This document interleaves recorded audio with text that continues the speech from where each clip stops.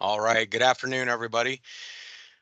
So uh, I think we'll have a few people that'll continue to kind of pop on here, but we'll kind of review briefly kind of some of the topics that we're going to go through, um, and also who we'll have speaking on the training today. So um, basically, myself, I'm the IOFSA Conservation Chief Specialist.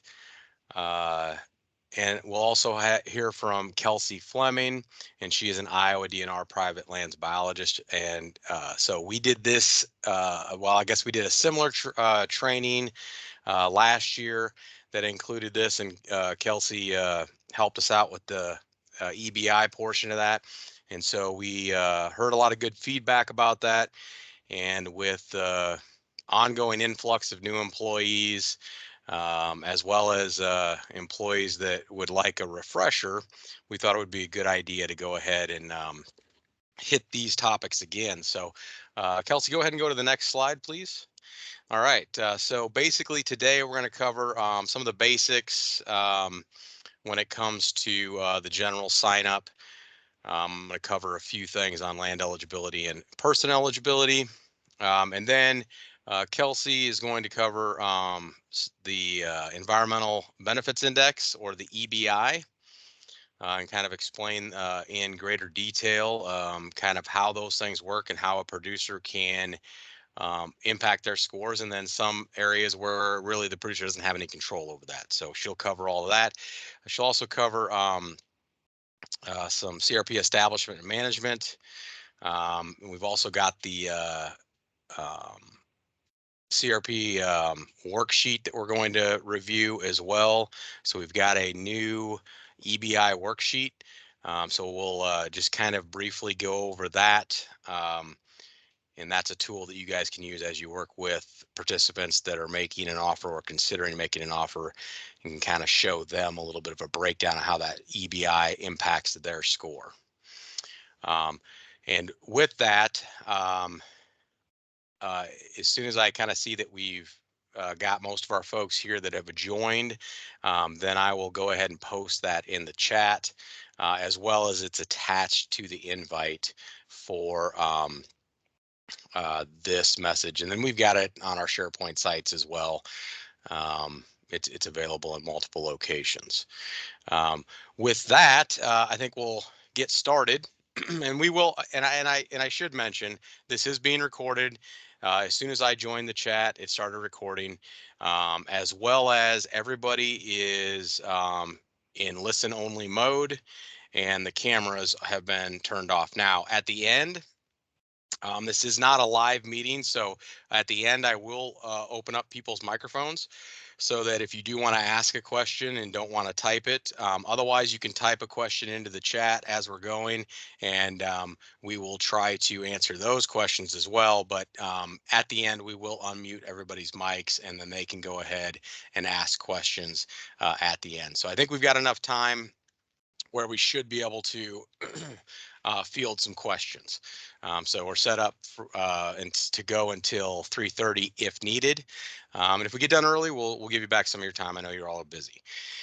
All right, with that, I'm going to cover kind of some basics, but you know, if you haven't heard it, then you don't know it. So with that, General CRP is a competitive bid process where land is offered at a nationwide level, and the USDA will select offers based on it's an EBI ranking.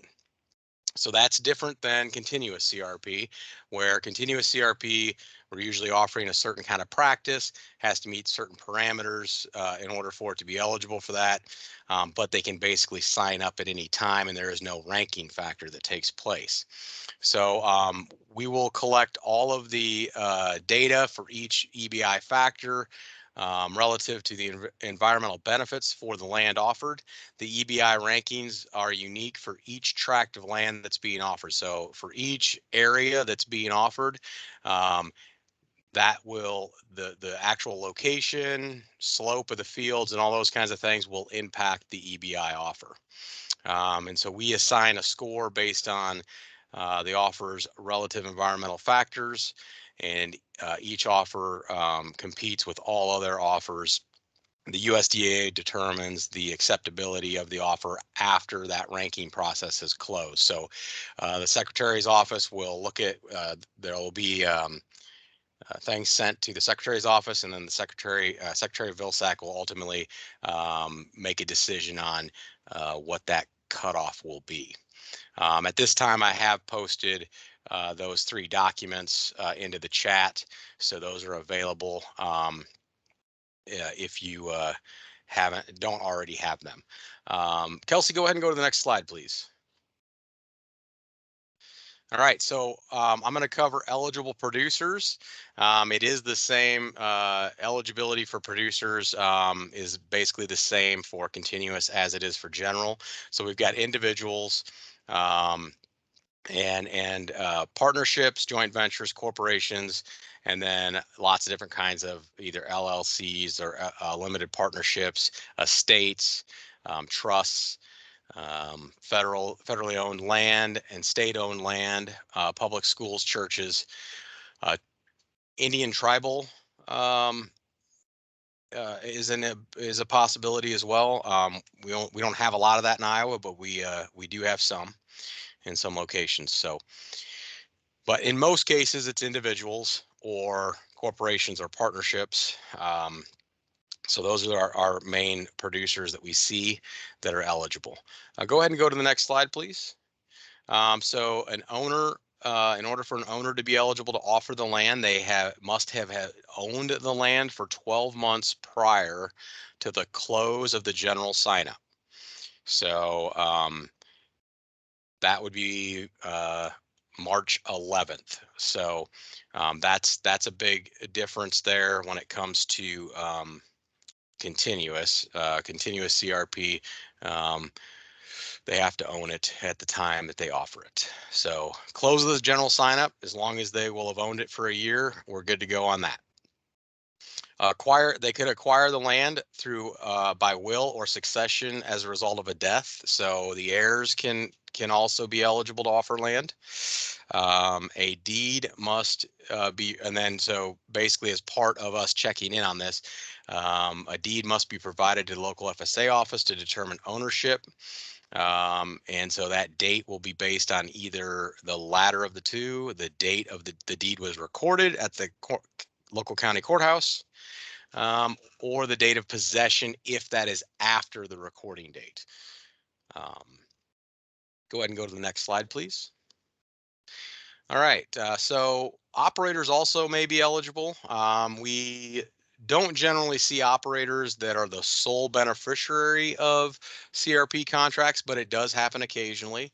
If they are offering it as the eligible party, so let's say the owners do not have 12 months of ownership, but the operator has been the same operator for several years, then that operator could be the person offering it. However, it is expected that they would offer, they must offer, if they are the ones qualifying the land, they must offer that at more than at least a percentage of the contract.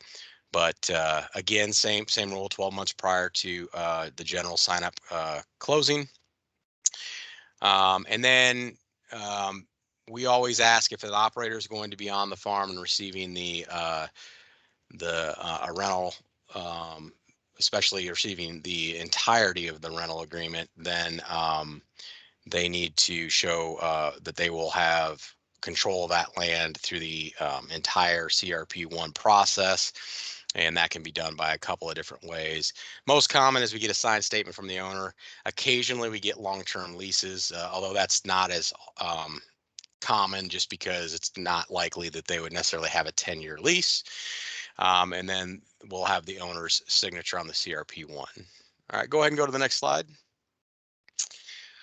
Now we'll move to cropland eligibility, and I'm hitting this at the 30,000 foot level, folks, so I'm not digging really deep into this, but basically this hasn't changed. This is very similar to our continuous, but cropland must have been planted or considered planted to an agricultural commodity during 4 out of 6 years between 2012 and 2017. And that's what we refer to as cropping history. Expiring CRP may be enrolled in the final year unless the acreage has a useful life easement and extends beyond the length of the CRP1. We really don't have very many of those anymore, if at all. So that, generally speaking, expiring CRP is generally eligible.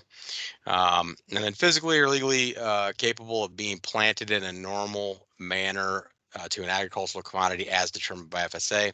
We don't occasionally run into that, but every once in a while there are pieces of ground that meet other parameters, but it is not generally considered farmable. We don't run into that very often here in Iowa. Other states, it's a little more likely. Go ahead and go to the next slide. All right. And then again on land eligibility, for land to be eligible for ranking during the general sign-up, the land must meet one of the following. So there's an erodibility factor. So the weighted average of erodibility, or the EI, the erodibility index, or EI, must be 8 or greater. Or it can be expiring CRP, currently enrolled in CRP with, and it's in its last year, so it'll be expiring September 30th of 2022. Or it could not meet any of those, and it could be located within one of the CPAs, either our national CPA, which would be the prairie pothole area in Iowa, and we'll get to that map here in a minute, or the state conservation priority area, which also will qualify land without having to meet the EI or be expiring CRP. All right, let's go ahead and go to the next slide on that. All right, so we do have the new fact sheets, and they have been distributed. They also can be found on the public CRP website on FSA's website, but we also have them on our SharePoint site as well. And those are good, useful tools. There's 2 of them. One kind of sticks more to general CRP and the sign up itself, and the other one goes a little more in depth on the EBI benefits as well. And with that, I think I'm going to turn it over to Kelsey. Is that correct, Kelsey? Yep, you got it. All righty. Perfect. Thanks, Kurt. So, like you mentioned earlier, we gave this presentation last year, so some of you might have already heard it. There are a couple updates here. This presentation was initially created by Pheasants Forever staff, and it has been used by private land staff to do outreach events for landowners, specifically with the general sign up too. So some of you might be familiar with it, but it's always just a good refresher. So what's the Environmental Benefits Index, or EBI? So Kurt hit on this, but it's the ranking system that FSA uses to rank all general CRP offers nationally. And so the EBI is backed on a number of factors. There's actually 6 of them, and it ensures that the most environmentally sensitive acres are selected in relation to their cost. So after March 11th, when the general sign up closes, all offers will be reviewed and ranked nationally, like Kurt mentioned. All right, so I said there was 6 factors, and we've got those listed here. So the factors include wildlife habitat, water quality, erosion reduction, enduring benefits, air quality, and cost. So each of those kind of have their own values that are put towards them, and then those totals are going to be added up, and that's going to be the total offer points that are submitted nationally and then ranked. So like Kurt mentioned, this fact sheet does a good breakdown of all of these, and what I'm going to be going over today, you can go back and find on that fact sheet. Okay, so when you're talking with landowners about the EBI, keep in mind that there's only certain factors that the landowner can influence. The other factors rely solely on the location of the site, what the soils are, those sorts of things. So what I'm really going to hit on here are those factors that the landowner can influence. And so you'll see them listed There's a couple that fall under the wildlife benefits, and then enduring benefits, the carbon sequestration, and then at the end, the landowner can decide if they want to lower their rental rate payment to get some points that way as well. So before we go into a breakdown of that, I just want to point it out to keep in mind that when working with participants that have expiring CRP, just because they have a current practice in mind doesn't necessarily mean when they re-enroll into CRP that it's going to meet those minimum requirements. So if it doesn't meet those requirements, the producer is going to have to get their CRP that's expiring and re-enrolling back up to standard. And so with NRCS doing reviews in year 9, they should have that information and be able to talk with the producer and let them know what that might look like. At the same token, if they're going from a CP1 to a 25, they're going to have to convert those acres as well. And so having a conversation with the participant before they submit that final offer and letting them know what steps those are going to look like is going to be an important conversation to have. And so I'm going to hit on this multiple times, but when we're looking at the offers and helping landowners make decisions, the more diverse cover practices they're going to pick, like a 25 or a 42, are going to get more points than, let's say, a CP1. That's going to be because they're going to provide more wildlife habitat benefits too. And so with that, getting more points, it's going to get them a better chance of getting accepted into the program. All right, so N1, the wildlife benefits factor. So points are going to be awarded based on the main cover type that the participant's going to pick for their field or fields that they're putting an offer in for. And then they're going to have an option to do some small enhancements to a smaller number of acres in that offer. And then the last part of this factor is going to be the wildlife priority zone too, and that's just going to be if the land falls into that area or not. There, again, nothing there that the landowner can influence, but this is a big category. As you can see, the landowner can get anywhere from 0 to 100 points in this section. And so the first part, wildlife habitat cover, they can get anywhere from 0 to 50 points. Like I mentioned, the less diverse CP1, so like a pasture mix, that's going to not get as many points as doing a CP25 or a 42, which could get them 50 points. So I'm going to come back to this and break down what each of these look like, but I wanted to put up this slide so you could see it. And something to point out too that has changed is that SAFE is no longer in General CRP, it's in continuous CRP. And so last time this presentation was given, SAFE was included in here, but it's not now. All right, and then the next one is going to be N1B, that's the wildlife enhancement. And so the participant can decide not to do any enhancement, and so they'll receive 0 points in this category. They can decide to do a small area to a wildlife food plot, and they can get 5 points. Or they can do a pollinator habitat planting in a small area, and they can get 20 points in this section. And then keep in mind too, if the N1A, they went with the CP42, they're going to get 50 points in that N1A, and then they're automatically going to get the 20 points here in that N1B because the whole field's going to be planted to the pollinator habitat. All right, so option 1 to get 5 points with the wildlife enhancement, that's going to be doing a food plot. Again, they'll get 5 points there. They can do a no more than 10% of a field not to exceed 5 acres. It's important to let them know that they're not going to get cost share to do this annual food plot planting. That's going to be on their own. And then just something to keep in mind too, when participants are wanting to put in food plots, usually 2 acres or more is what we're striving for. It's going to be the most beneficial for wildlife that way. So between that 2 to 5 acres, we like to encourage, diverse food plots. Our state's corn and soybeans. So if we can get some sorghum or sunflowers, oats, wheat, that sort of thing out there, that's always a good thing.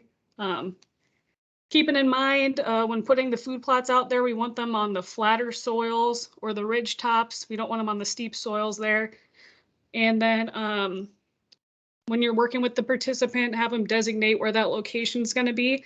And if they're not sure what the best spot is, NRCS can help figure out that and help the landowner decide where they want to put that in their offer. All right, and then the other wildlife enhancement option to get 20 points would be, again, to do the pollinator habitat.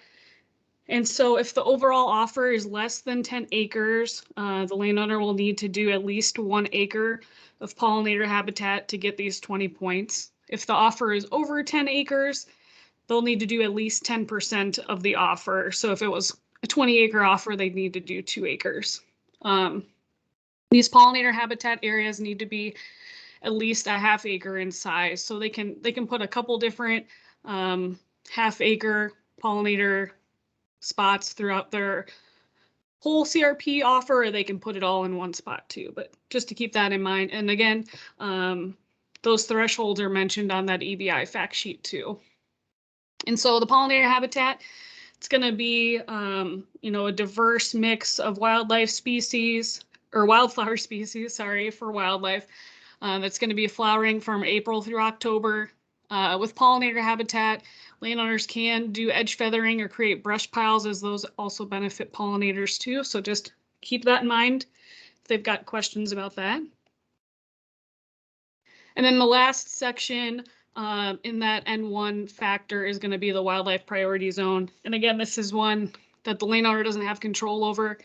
If they fall into this green area you can see on the map, they're going to get the 30 points. If they are not in the green area, they're going to get 0 points. So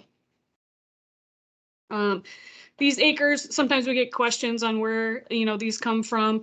And so these are areas that are prioritized by the state, and they've been determined by FSA in consultation with farm, commodity, wildlife, and environmental groups to be our high priority areas in the state that are going to benefit from getting CRP enrolled in them. So in case you ever get that question from participants on, where these come from, that's just a little bit of information for you. All right, so the next factor, N4, enduring benefits, is one that the landowner can influence their points. And so this is based off the likelihood that the cover type they selected under that N1 wildlife habitat category is to remain in place beyond the CRP contract. So when we're thinking about this, you can see the tree planting practices get 50 points. Like CP1, CP2 are less diverse mixes get 0 points. So when you're thinking about that, if a landowner goes out there and they're going to plant trees in their CRP contract, they're more than likely that they're going to keep the trees there after the 10 or 15-year CRP contract that they enroll in. So there's going to be enduring benefits from that. Versus if a landowner is going to plant the field to more of like a pasture mix, after 10 or 15 years, they might decide they don't want to be in anymore, and they can tear that out and start cropping it again. So that's kind of how the enduring benefits section is calculated. All right, the next factor is air quality benefits. And so this evaluates the air quality improvements caused by reducing dust from wind erosion from cropland. So this factor has it says 43, 3 sub-factors in it. 2 of them, it's just based off of, again, the soil, the climate in our state, the offer location, but that N5C carbon sequestration, that's going to be what the landowner can influence.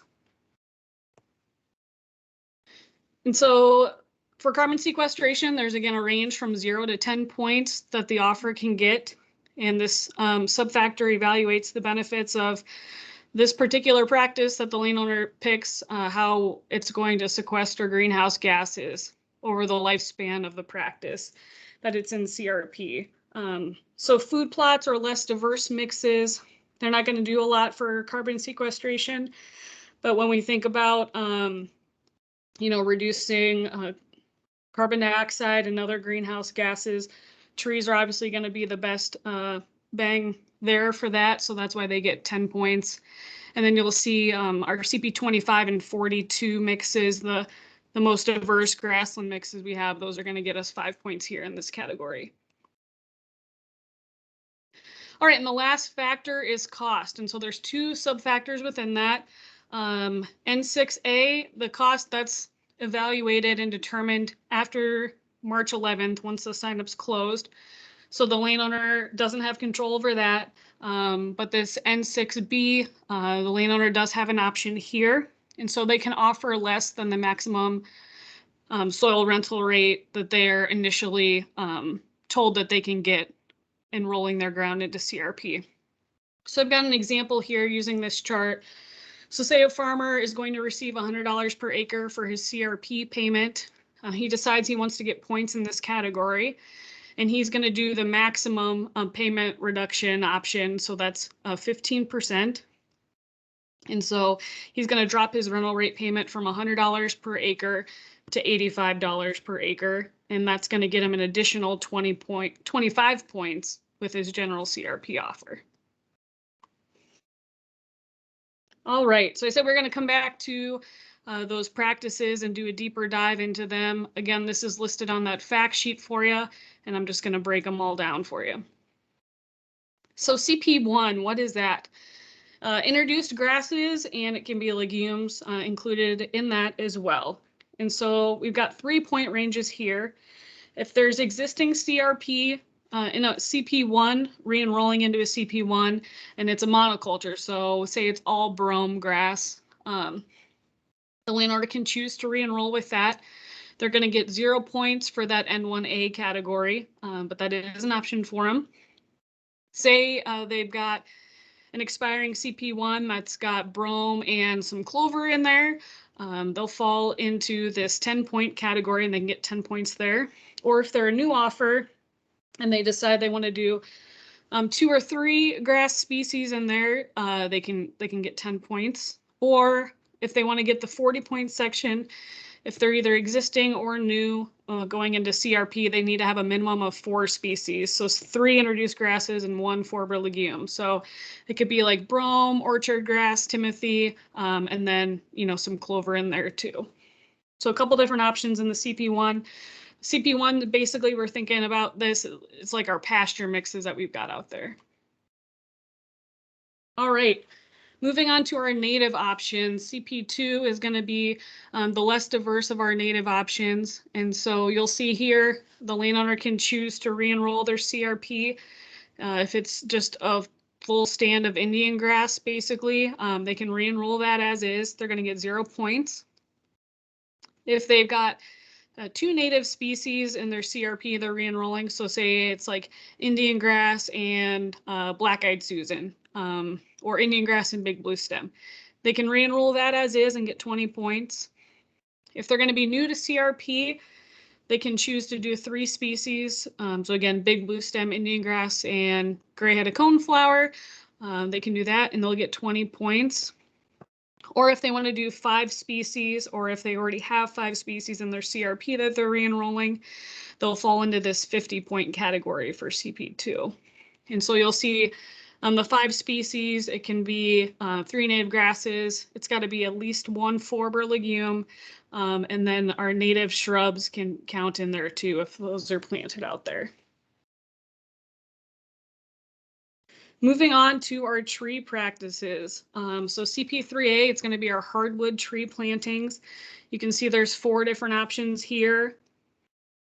The first option is going to be existing or planted to non-mass producing hardwood species. So mass producing species would be trees that produce nuts or fruit and that are edible for wildlife. So thinking our oak species, hickory, walnut, those sorts of trees. Our non-mass producing trees are going to be more like maples, ironwood, cottonwood, those sorts of things. So say they've got, a solid planting of maples out there, they can fall into this 10-point category. The next one, the 20-point category, is going to be existing or planted, solid stand of a single hardwood species that's mass producing. So if it's, a straight planting of just one single oak species, it would fall into this 20-point category here. If they've got an existing or if they plan to plant a mixed stand with less than 3 hardwood species, they would fall into this 30-point category. And then if they want to do 3 or more species in their tree planting, they'll fall into that 50-point category. Keep in mind too, sorry, on the hardwood tree planting, you can work with your DNR foresters on that. And if there's an existing stand, you know, they should have a status review for that. Or if the landowner is wanting to do new planting and has questions too, they can reach out to their forester, and their forester can help them determine which of the hardwood species are going to be best to plant for those soils in that location. All right, CP4D, permanent wildlife habitat. So this is another option available. This is going to be one of our grassland practices. And so you'll see there's 2-point categories here. One's worth 40, one's worth 50. And so based off if it's new ground going into CRP or ground re-enrolling, if there's a minimum of 4 species, grasses, trees, shrubs, wildflowers, if they're planted in a mix or the whole field, or it's blocked out or there's strips, they'll fall into this 40-point category. If they want to go for the 50-point category, they need to have a minimum of 5 native species. Again, that can be grasses, trees, shrubs, forbs, or legumes or wildflowers out there too. And so for CP4D, if a landowner wants to go with this option, they need to have at least 5 acres or more. And then something, this was the same last year, but just to make a note of it, a wildlife conservation plan must be developed by NRCS for the participant if they go with this CP4D route. And so just to break that down a little more here, there's a mention of the policy, and there's a page there that kind of explains what all needs to be included in the CP4D plan. There needs to be at least a minimum of 2 habitat types in the plan, so that can include winter cover, nesting cover, woody cover, food plots, and those sorts of things. So either those 4 or 5 species, they need to be broken up into at least 2 habitat types.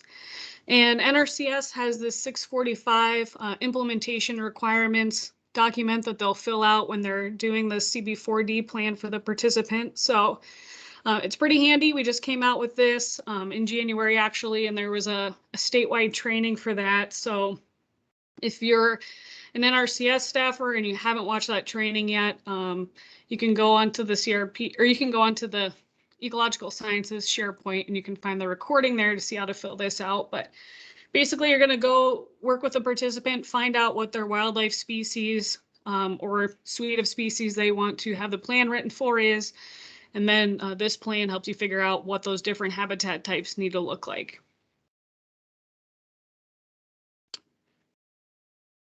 All right, we got 2 left, CP25. So CP25 is a rare and declining habitat restoration. So what that looks like, it's a little different for each state. Here in Iowa, we've got a minimum of 5 native grasses and at least 10 native wildflowers or forbs in the mix. Shrubs are optional, but they can be included not to exceed 5% of the contract acres. And just note that trees are not an approved cover for our CP25 here in Iowa. And so if a landowner goes with CP25, whether they're re-enrolling their current 25 into 25, or they've got new ground that they want to put in CRP into 25, they're going to get 50 points in this category. And then CP42 is our last option. So that's pollinator habitat, and that's worth 50 points.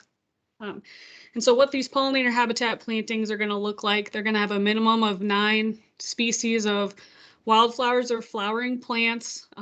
Again, we're going to have those broken out at least 3 species per bloom period. And so you can see the bloom periods are listed there. April through mid-June through July, and then August through October. And so pollinator habitat was created that way just to provide that food opportunity for pollinators throughout their whole active period while they're here in Iowa. So that's why that's designed the way it is. And then in addition to those wildflower species, there's a minimum of at least 1 native grass or sedge species in that mix too. And so if a landowner wants to go with CP42, the offer must be a minimum of 0.5 acres. All right, so now that we've gone through what all the cover types are, I just wanted to show this chart here. It's kind of nice to kind of lay it out and see kind of what the point breakdown are going to be based off of what cover type the landowner is going to pick. So again, these N1 factors, this first one here is going to be what they pick for their fields that they're enrolling into CRP. And then the N1B is going to be the enhancement. So 0 is going to be if they don't want to do an enhancement. 5 is going to be if they do that food plot. And 20 is going to be if they do the pollinator habitat on the 10%. And 4 is going to be that enduring benefits category. So again, that's based off the practice they selected, but that's still something the landowner influences. And then N5C, that's going to be that carbon sequestration category too. So here we see, the CP1, that less diverse pasture mix. Depending on what the landowner selects, they can get anywhere from 3 to 63 points. If we bump up and look at our CP2, which is the native mixes with just a couple grasses and maybe a wildflower or forb, the range is from 3 to 73. 4D, that permanent wildlife habitat option, you see they'll get 50 points here in that N1A category. And then they get some carbon sequestration points in there too. So that gives them a bit more. To really max out on the most points possible, those tree planting practices, going with 3 or more hardwood mass producing species, that's gonna get them, 130 points, at least from what they can influence. And then our 2 diverse grassland options, 25 and 42, you see the range is higher from 80 up to 100 points there too. All right, so let's go through an example here. So a landowner has expiring CRP. He's got a CP1, it's a solid brome, so it's going to be that 0 point option there, the least diverse. And so going through that scenario, looking at the different factors that can be influenced, they're going to get 0 for the cover type. They did decide that they're willing to put in a food plot, so they'll get 5 points there. For enduring benefits, they're not going to get any points, so it's going to be 0. And then for the carbon sequestration, they're going to get 3 points. So the offer points that they're getting based off what they can influence is 8. It might be a little more points than that based off of, how erodible the land is and that sort of thing too. But based off what they can influence, they're going to get 8 points. All right, so once they hear they're getting 8, doesn't sound like a lot. They decide that they want to bump it up, and they're going to be willing to convert that brome field to a CP25 mix of 5 native grasses and 10 wildflowers or more. That's going to get them 50 points in that habitat cover type category. They decided not to do the food plot, so they're not going to get any points there, but they are going to get 25 points for enduring benefits, and they are going to get 5 carbon sequestration points. So just going from a CP1 to a 25, they're going to bump from 8 points all the way up to 80 points. So after thinking about that, they decided that they wanted to put in 10% of the acres to pollinator habitat to get an additional 20 points. And so you can see going from not having a food plot or pollinator up here to doing that, they get up to 100 points. So these are just some scenarios to throw out there when you're talking with landowners and they're trying to make decisions on how to get the most points possible. You can throw out these different scenarios to them. All right, so moving on, I just wanted to hit on establishment and management a little bit here. Just reminders when NRCS is working with the landowner, I'm talking with them through the whole process. They'll be developing a conservation plan once we find out if the General CRP offer is accepted. But beforehand, it's always handy to just talk with them, let them know what the site preparation might be. Going from corn or bean stubble, there's not a lot of site prep required. There may be a potential need to spray if some weeds are coming in the spring before they put the seed down. They might need to do a little bit of work if there's a lot of stubble out there, but in a lot of cases, maybe after the crop's removed, they can go do a dormant seeding that winter too. and plant it using a broadcast seeder, as you can see on the left, or a no-till drill on the right. And so NRCS has these handy fact sheets that you can give out to producers if they're interested in knowing what establishment's going to look like. Make sure when you're talking with them, they know that after they plant it, they're going to need to expect to be mowing in the first year a couple times, and they might have to mow a couple times even in the second year too. And so that's all included in these NRCS native prairie planting guides. Converting from, like the example I had, a CP1, which you'd see on the left side in this picture, to a CP2 or CP25 or 42 even for that matter on the right side, is going to take a little bit more work. And so the landowner is going to want to remove the cover. So that might look like mowing in some cases. If possible, prescribed burning is a great option to remove all that dead built up litter and duff off of the ground and kind of create a clean slate. If haying is an option, depending on if it's in CRP and what the rules are with that too, that could also be an option there. But we're going to need to spray those introduced species to get them eradicated before planting the native cover out there. And so going to have to do a chemical burn down at least 2 times. Fall for sure has to be one of the times. So usually do like a fall spring. Sometimes landowners come back and even do a 3rd spraying too there. Just really wanting to make sure we get all that brome, all those introduced grasses sprayed out before we put that native seed out there. And that's just going to allow the native seed the best chance to get established and growing that way. So again, there's a fact sheet that breaks down all the specifics there. And then the last thing I wanted to touch on is make sure to remind landowners that there is required management activities for CRP. There's several different options available for landowners what they can do depending on the practice that they have. So this guide that NRCS has is handy and breaks down what those are going to look like. But really the purpose of doing management activities is to create the maximum benefits for wildlife, as well as soil and water too, throughout the life of the contract. As we all know, having a CRP field planted and then nothing done with it after 10 years, a lot of things can happen. Trees can come in, those sorts of things too. So just making sure landowners know that they can't just plant it and walk away is an important conversation I have when they're considering putting in an offer for general CRP, or even if they're doing continuous CRP too. And make sure some of these people that are re-enrolling might have had mid-contract management cost shared for in the past. So letting them know that there's no cost share for required management is something you can always bring up to them too.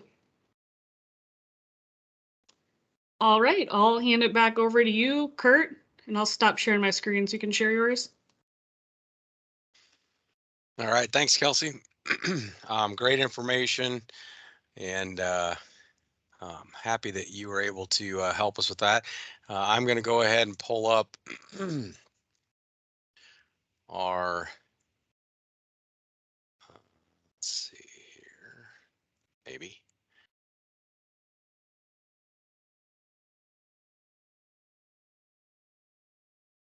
All right, here we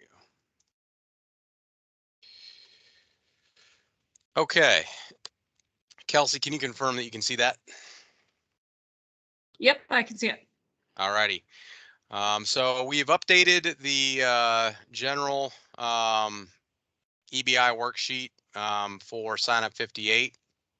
And so obviously there was a few minor changes in the EBI and ways a few things are calculated, but so we had to change a few things there. But for the most part, this is not that much different than it was from last year. So at the top, we have all the information there, kind of give us an idea of what we are looking at, whether or not it's if it's all new acres, re-enrolled acres, or a combination of re-enrolled and new. And then if it does have an expiring contract, we can throw the expiring contract number on there as well for reference. And so we have kind of some informational things here to keep in mind, largely for both our employees' benefits as well as the customer. But obviously, when we're quoting policy and stuff, it's more geared towards, um, helpful hints for the staff and for your reference. Um, so again, by signing the CRP1 contract, the participant agrees, um, and and they're going to agree to this offer. Um, they should not take any action on that land um, until they've heard that their offer's been accepted. Um, let's see. And then they'll be required to establish, maintain, or replace specific CRP contract, the practices agreed to in the conservation plan. And so we're basically telling them that when they sign that CRP1, they're going to be responsible for maintaining the approved cover type. So, and obviously with us looking at more NRCS making more visits out there than we have in the past. This will be something that will definitely be reviewed a couple of times during the life of the contract. They cannot disturb the during the acres during the primary nesting season. Um, and so in Iowa, that is May 15th through August 1st. Kelsey already hit on the required management portion of it, but just kind of, we do have a reminder down there in bold that there is no cost share for that as well. Let's see here. And then this is new. We put this little payment limit discussion. We wanted to highlight the need to make sure that we review the two payment limit things that are the probably the highest, priority for folks when they're enrolling in CRP. So for one, there's a 50,000 per year a limit for individuals. So if they're 100% on the contract and they have other contract, if they're 100% of the rental payment on the offer they're making, if that total amount is over 50,000, if it's a really large offer, then they would be capped. If they're the only ones on that, they'd be capped at 50,000. So make sure that we're having that conversation. It also impacts, obviously, folks who have other CRP contracts, because it's not just by contract, it's all your contracts total.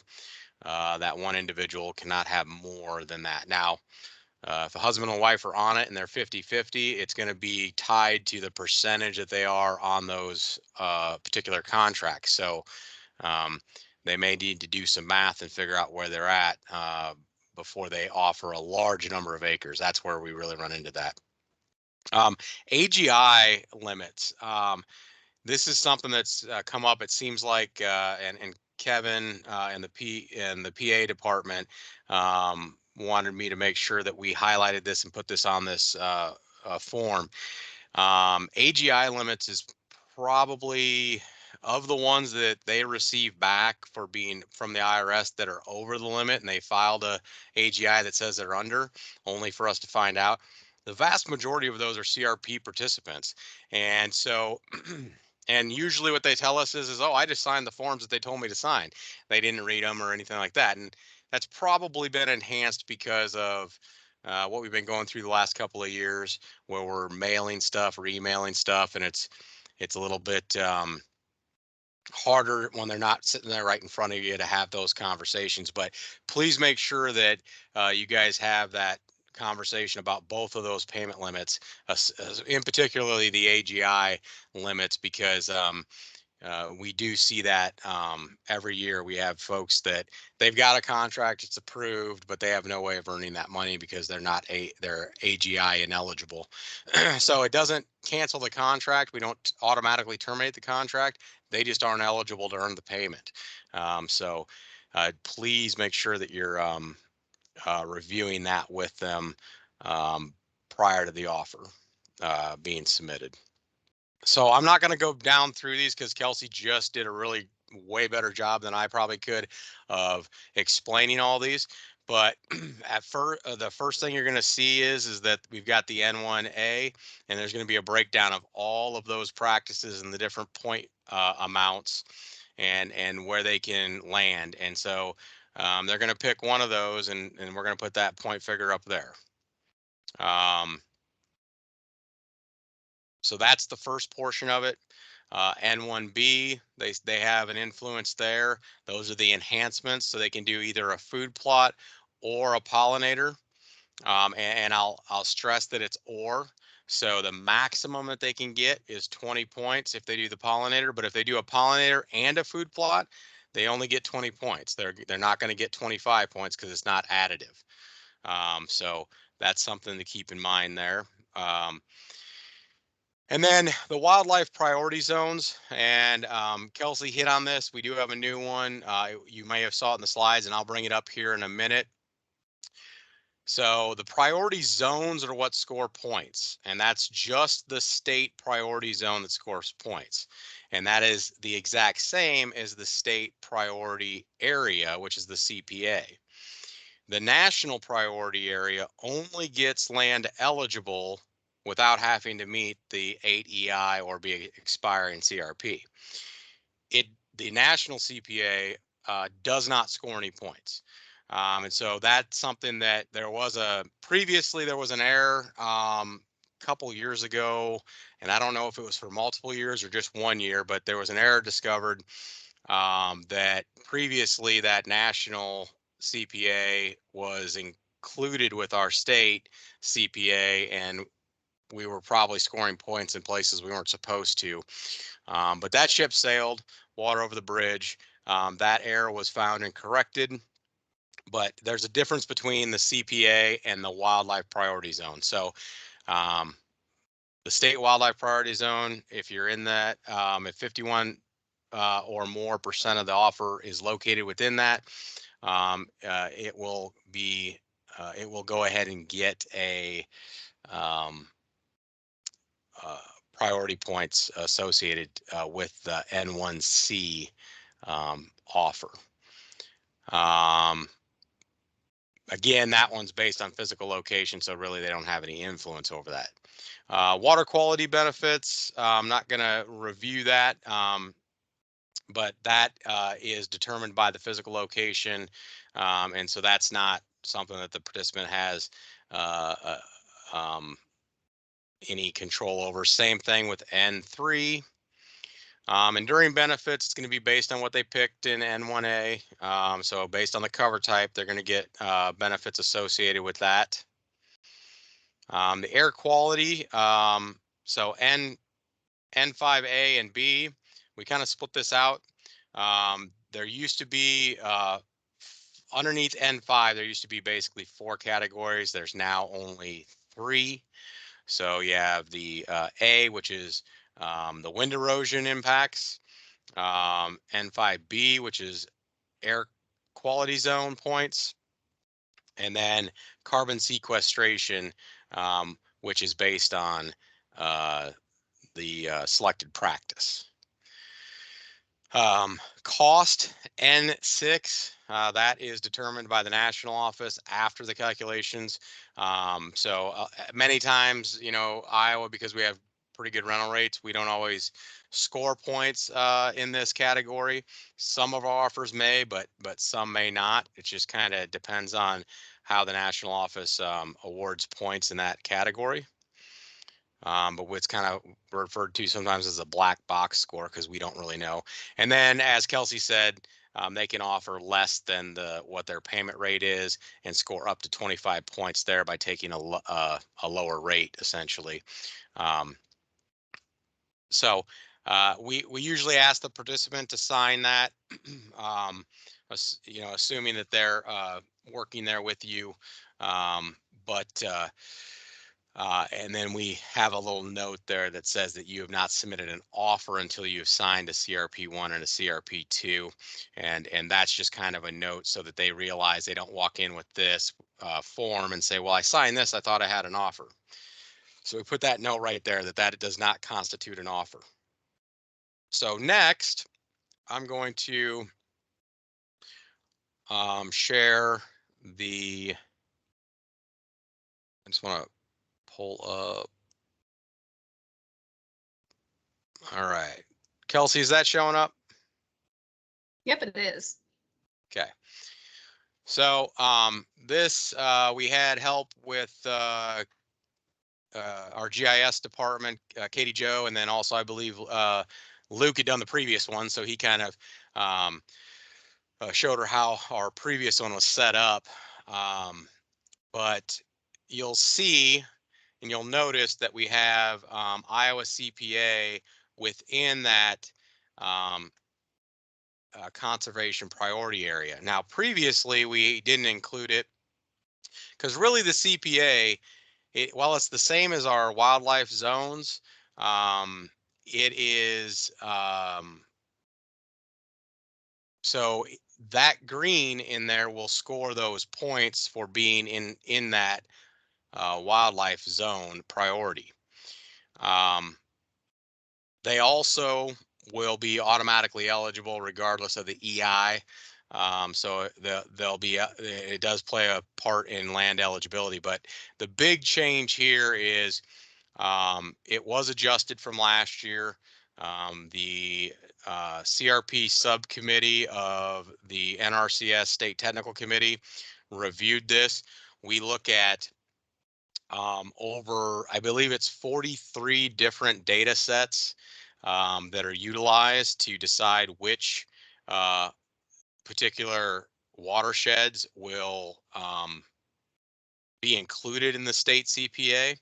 So it's a really cool way of looking at where those needs need to be, and it hits everything from wildlife needs to water quality needs um, to soil, erosion factors.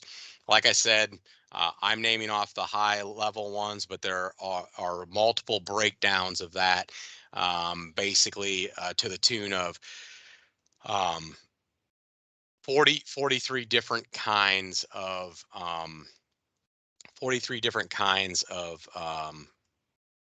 data sets that they use to come up with this. So really good information there. Yes, we understand that some counties don't have any of the state CPA in there. We are limited to 25% of the cropland acres in Iowa. For the maximum size of our CPA. So we've maxed that out. And we have done our due diligence to decide where those need to be. So we understand if you're in a county that doesn't have it, that you might feel like you have highly uh, erodible land and you have highly impacted soils and those kinds of things. But ultimately, when you have to look at the entirety of it and you're only allowed 25%, we had to basically come up with parameters. And like I said, we have 43 different data sets that we use to come up with that. So um, anyway, those are the changes on that aspect of it. Let me go ahead and so we do have one question in the chat. Well, we got a couple now, but we've got one so far. Can a contract that is currently enrolled in general CP1 transfer to continuous CP1 without issues since it's a re-enrollment? Now, I'm assuming that you're asking that in regard to HELI. So the only eligibility for a CP1 in continuous would be underneath HELI. And so if it meets that criteria, yes, they could offer that land for HELI. And there would not really be any fallout, I guess, if you will.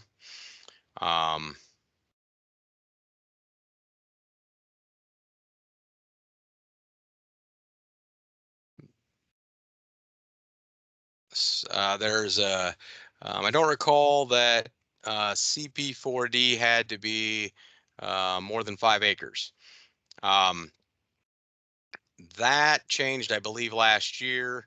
and we issued the guidance on, um, it's in exhibit, I believe it's exhibit 1, and I believe it's the last page. I want to say page 14, but Iowa Exhibit 1 breaks down all of the CP4D requirements. Similarly, we have the same kind of requirements for CP25. So CP25 is rare and declining habitat. And when that first came out, Iowa had to define what that was going to be in Iowa. So that is where that's located. So that changed when that was issued. I think it's been maybe a couple years now.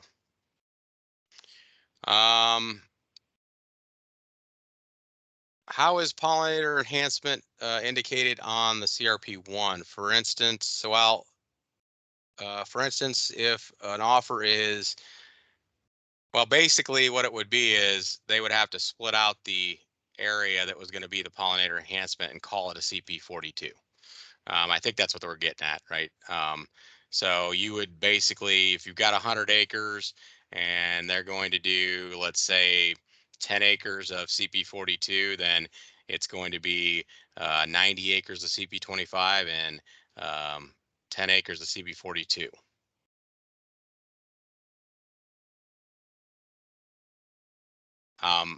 If you're asking how the math works, I'll defer that to Kelsey.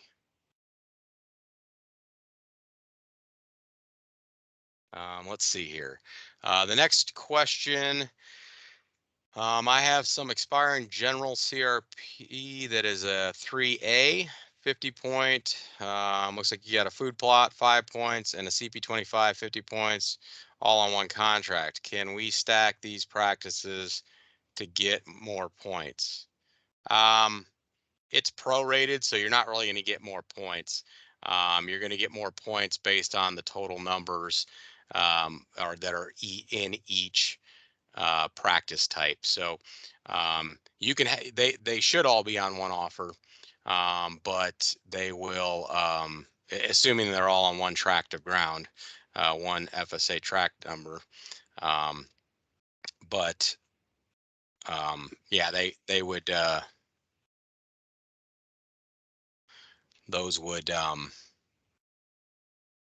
basically be prorated on the points based on the practice number of acres in the practice. Can fruit trees be used on food plots, 3As or 4Ds? I don't believe so. Nope. Correct. Yeah. Unless you're aware of that, Kurt. Yeah. Okay. Nope. That's correct. Yep.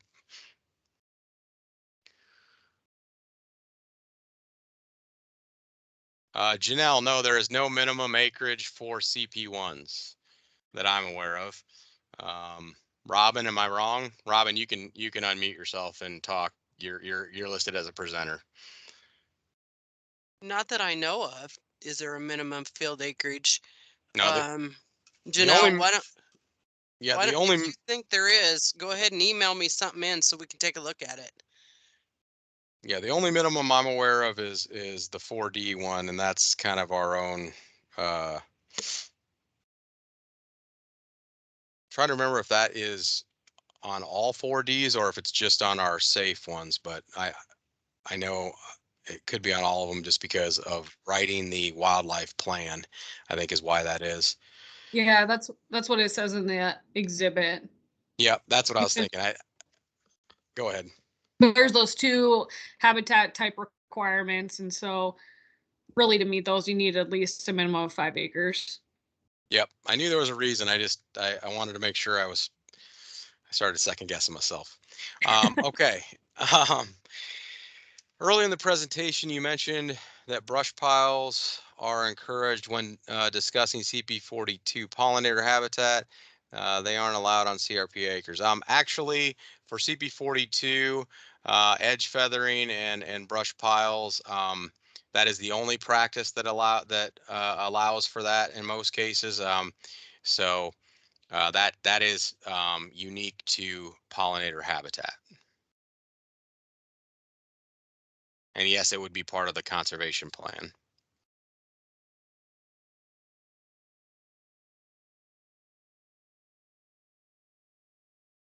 Does a food plot need to be directly related or connected to another field? Say, for example, they have approximately 100 acres on the offer, and there was a smaller field, 2 acres, that could be all. It could be all the entire field. So again, I'll ask Robin to make sure, but I believe the way that Exhibit 26 reads when it comes to food plots is that it's a certain percentage of a field. So we have to look at the practice. So it's limited by that. So no, I believe that the food plot would have to be a portion of field. Now, I say that, and you have to remember that. Sometimes our CLU fields aren't actual fields. The food plot may have been drawn out previously, and so it may have its own field. But basically, let's say it's brand new ground. You've got 10 acres that's being offered. It's all in one field. Then that percentage would be the maximum percentage that's allowed within that field. So it's tied to the size of the field that you're putting the food plot in. So therefore the entirety can't be in that field. It's not based on offer. It is a little different when it comes to some of our SAFE programs outside of general, but general is pretty specific that it's the size, it's the field size, not the offer size. So therefore the whole field could not be a food plot. Did I get that right, Robin? Yes, I agree with that. All righty. Man, you know what, Robin? I might not be able to do that for much longer and just ask you to make sure I'm right, huh? I'll always be around for you. Yeah, all right. Just a phone call away. All right, let's see here. Does the 8 EI criteria need to be met if located in the national? No, it does not. Good question, Dana. It does not. Um, if it's in the national priority area, it is automatically eligible to be offered regardless of the EI.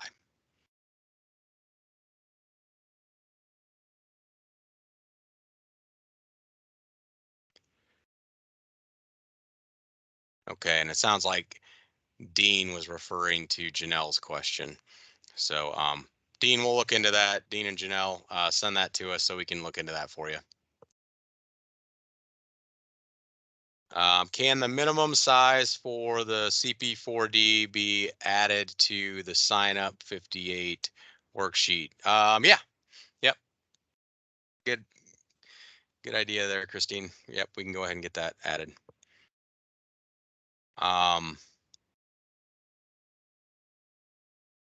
Let me see. I'm going to go ahead and allow you folks to unmute yourselves.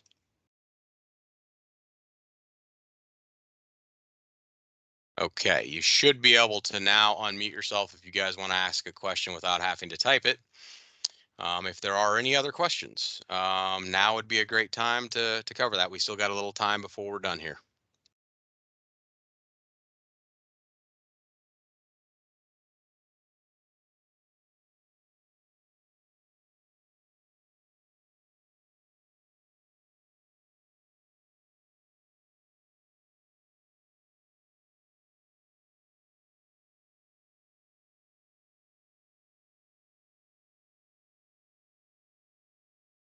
Hey Kurt, Yeah, go ahead.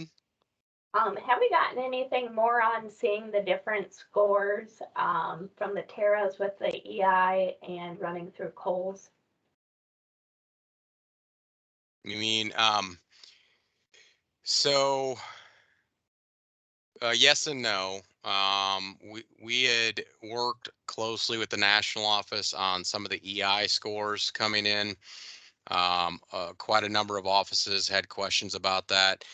We had offers that were run, maybe 10 years ago when they initially first were enrolled and the EI was a certain score, or we even had people who had run Terra offers for HELI back in October, November. And now they ran them once the general opened, and the EI calculation is different because they are using a different model. And so I'll explain a little bit about what they're doing, and then I'll answer the question on whether or not we think it's fixed or not. So one of the things that they did is that we changed from Russell to Russell 2.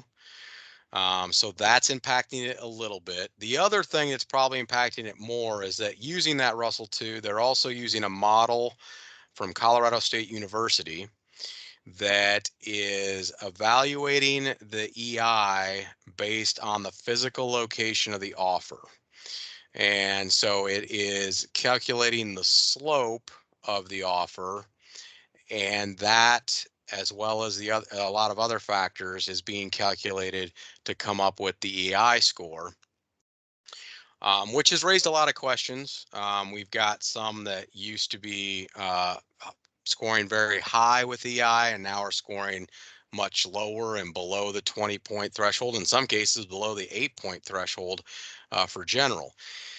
And so that's, we're not the only state that's questioned it or had questions. We've had a lot come in, especially the first week. Obviously, Terra was overwhelmed and overloaded, and so they've kind of got that better. It's not perfect, but it's the last couple of days it's been working better. However, we still are seeing some issues with some of the EI ones. We have been sending those in as they have come into us to have them validated. Most of them are coming back that yes, they believe that they are correct. There are a couple of others that we have submitted that we can't, that we don't have answers back yet on, and frankly, we're not sure that it's quite accurate yet. So we're still working with our national office to make sure that we understand that. We've got some other states that are also kind of in the same camp that are questioning some things. We're working closely with our NRCS soil scientist staff, and as well as our national office. But we're just kind of we're basically trying to make sure that everything is accurate and correct. So if there's right now, we believe it's working the way it should, with a few exceptions of ones that we haven't heard back on. But most of the ones we've sent in, they've come back and they've basically showed us the mathematical calculation on at the local level on why it's that way. So not, it is different. It is a different methodology and way that we're looking at that, but it is a national EBI process, so it's the same for all states and all offers. So it's fair that way as far as general CRP goes. So we're trying to hopefully figure out as soon as possible, you know, if we have issues or not, but right now it seems to be working. So I'll leave it at that.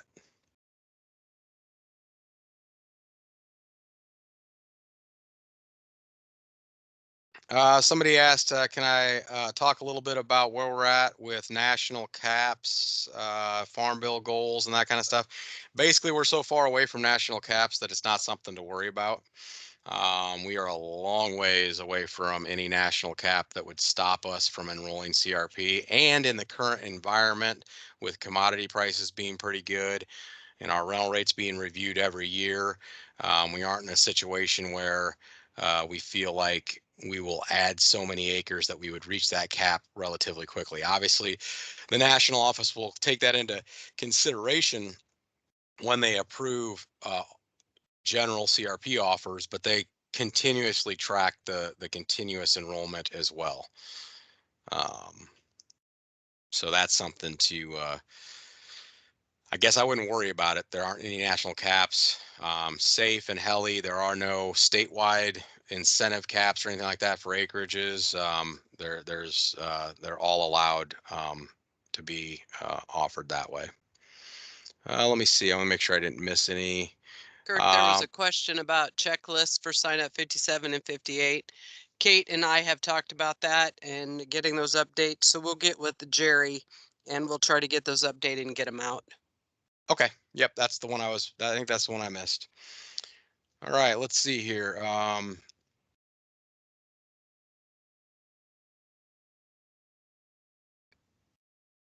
Adding the bare minimums for different kinds of food plots on the worksheets. Are we talking about the EBI worksheet?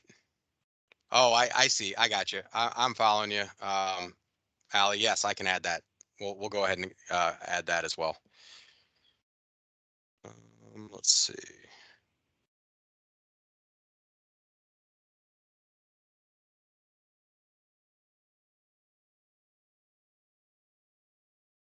The question, if we have someone who has a current general contract that expires September 30th and they are now eligible for SAFE or HELI, do we have to wait until April 1st to have them sign the offer?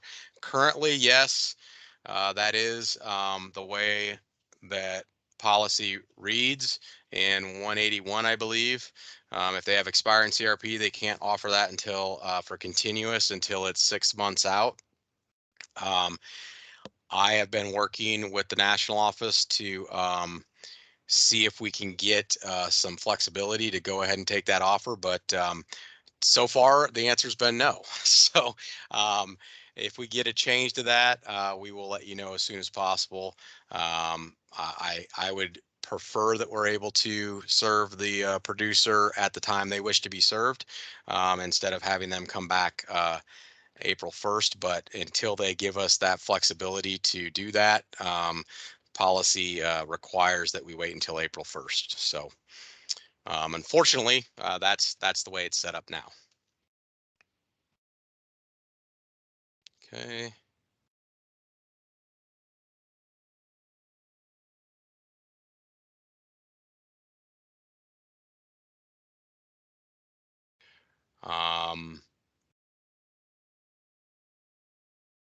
On Becky's, do we need to worry that the EBI could change after the general sign up and then the EBI would be lower and they wouldn't qualify for HELI? I hope that we have basically this will be the same EBI model that we're going to use going forward, both for general and HELI. So barring them deciding that we find out that there are errors in it and we correct those errors, at this point in time, I assume that we would have that happen fairly early in this general sign up. So it will continue after the general sign up. They aren't going to like pull that model out of Terra. It's going to be continue to be the way that we look at the EI. So essentially, instead of looking at EI by soil type at the county level, and figuring out what those EIs are, they're looking at it at the contract level. And so they're looking at slopes at that contract level. And so it's a good point. I understand what you're saying. There could be a fear that if they change something after the general closes, the person would have lost out on their opportunity to offer it. I completely understand the question there on that point, but I've been working every single day since sign up started on that issue with our national office staff. So if there is a problem and we show them that there's a problem and we get it fixed, it should be fixed well in advance of the close of the general sign up. I may have missed it earlier, but let's see. Qualifies for SAFE. Can those be moved to SAFE?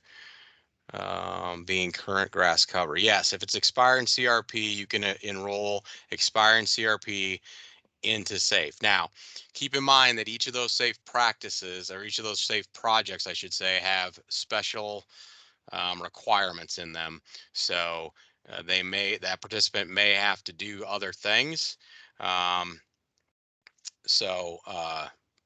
If it's a CP1 and they're going to enroll it into, and it's expiring, and they're going to enroll it into let's say the quail safe one in southern Iowa, then there's going to be, obviously some things that they're going to have to do to convert that cover to the appropriate cover types.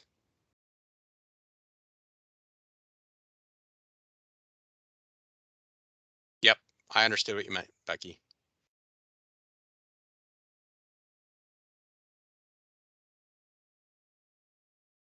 If we have general expiring, but convert it to safe or heli, and wants to also add a new acres, can this be one contract, or do we need to make them separate contracts for the new acres? Are you talking about continuous? So it's expiring general. Yeah,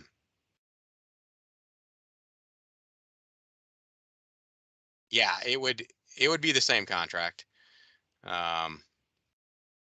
for expiring and or safe. If it's expiring CRP, general CRP that they're going to offer in safe or heli, plus they're going to add maybe an adjacent field to that and expand it. Yeah, it could be done on the same offer, and it probably should be, right? Robin? Yes. Yep. Kurt, so we're good with a 10/1 start date on that, if they had crops on the new stuff. The crops have to be off.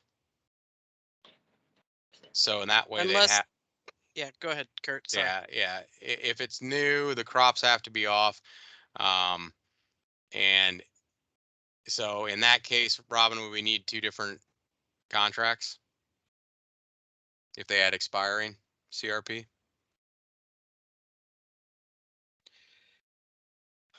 I like to put them on both. And if you're doing heli, don't you want it all on one offer? Make sure it all qualifies. Yeah, you'd have to. And so in that case, yes, it would be okay to start at October 1. I don't know if there's any way we can get around that, because the expiring CRP has to start October 1. I feel like that was in a question and answer once. Let's see. According to Iowa Safe Policy and 2 CRP, it must meet eligibility requirements for continuous CRP. Re-enrollment eligibility for continuous states, it must be maintained according in addressing a resource concern, which is typically already continuous, not general cover type. I'm not sure what that's referring to, but it's expiring, so yeah, it's the key is that if you're enrolling expiring CRP into continuous CRP, whether that's continuous and it's the same practice being enrolled like a CP21, being enrolled as a CP21, obviously it's there. So we aren't looking at needed and feasibility because it's already existing. It would be similar though if you take general expiring and it's expiring, not expired CRP, it could be offered into heli or safe. And that would be because it's expiring CRP. And therefore, the resource concern, conserving use, and that kind of stuff doesn't really come into play on that. Let's see. If we know that expiring general contract is being enrolled under SAFE, can NRCS go ahead and do their SNF review? Or do they have to wait until April 1st? Right now, we can't take the offer, and I don't believe NRCS will do an SNF review until the offer's been made. Thanks, Aaron, for letting us know that.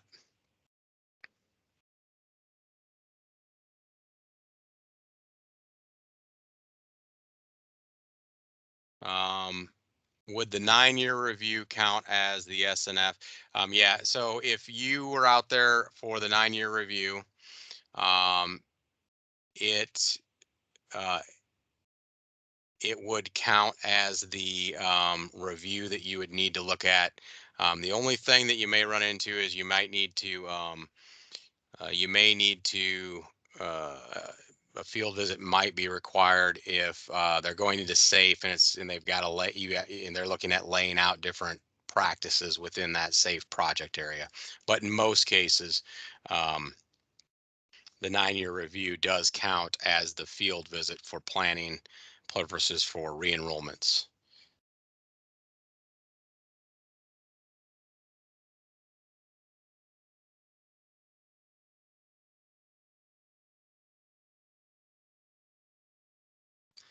Okay.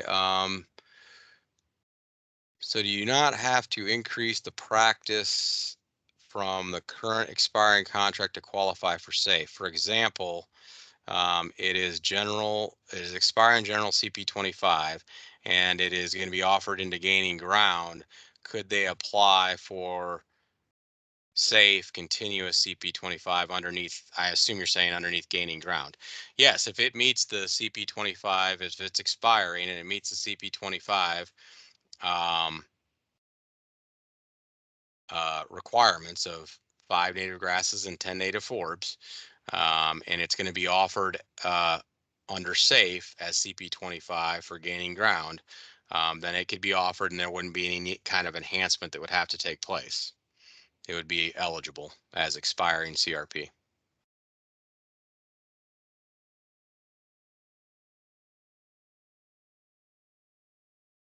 Okay, we're coming up on the end of this. We have a couple more minutes left if there's any more questions. Again, if you need to, you can unmute yourself and ask the question, or you can type it into the chat.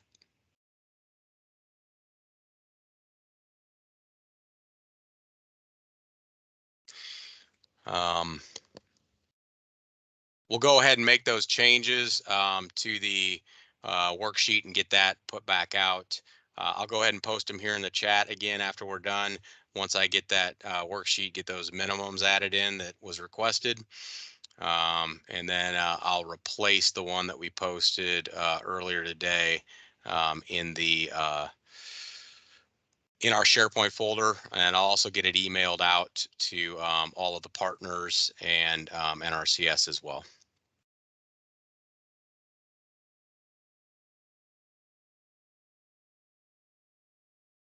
Okay, we got a couple more questions. Does NRCS have to do an SNF on expiring CRP to continuous? So I guess they mean a general CRP that's being enrolled in HELI or SAFE. They will fill out the form, yes. You know, the forms are always required for continuous CRP. They may not have to make an additional field visit. That would be dependent on their information that they gathered during their year 9 review, but they will still fill out the form. To clarify, based on your answer to Aaron's question, expired CRP not being cropped is not eligible for safe. Expired. There are a few instances where expired CRP may be eligible for safe. We have those covered in some of our previous memos that have been put out. It also may be in the Iowa exhibits as well. So I'll give the most common version of that. If they had an expired CRP1 that is brome, CRP1 is not offered in safe on any of our projects. So you can't offer it as CP1. They would have to basically be upgrading that. So they'd be transitioning that practice. So even though it's expired CRP, they might meet cropping history, but they've got grass out there still solid brome grass. In that case, they were going to offer it as, let's say, gaining ground CP25 or pheasant recovery. They would be required to upgrade that habitat, so they would be able to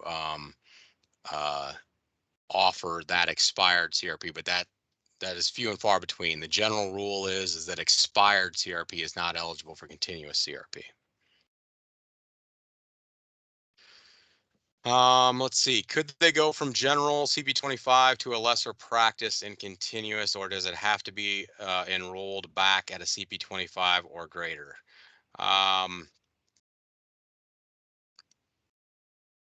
So I'm saying, or so I guess the question is, if they had expiring CP25, could they offer it as like HELI CP2?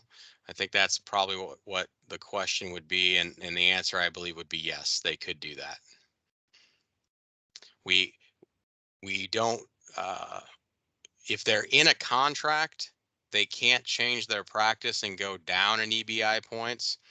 But in this case, the contract will end September 30th and a new contract will begin October 1st. And so that they'll be offering that as a new contract.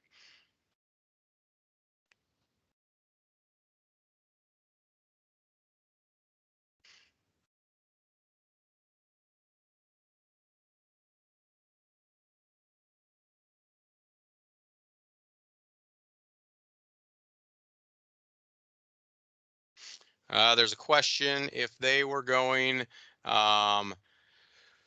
if they're going from a CP4D with a food plot and they're going to offer it as gaining ground safe without food plots, could we cost share for the approved cover to be planted where the food plots were? Yes, we would cost share that.